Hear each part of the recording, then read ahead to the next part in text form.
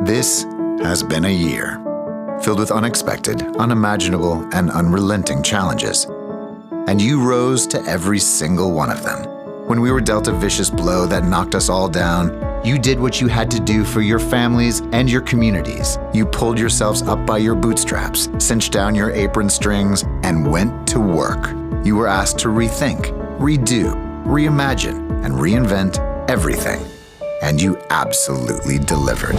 You somehow found a way to help more customers do more successful projects than any year before.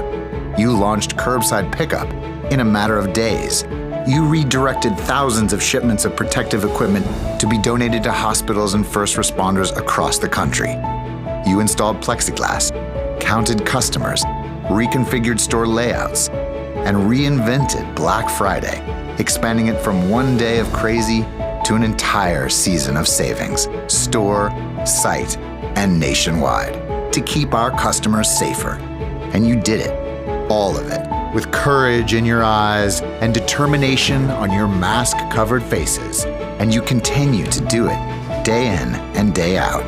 You are the ultimate doers, and who you are makes us who we are. We are the Home Depot, and we couldn't be more proud of you.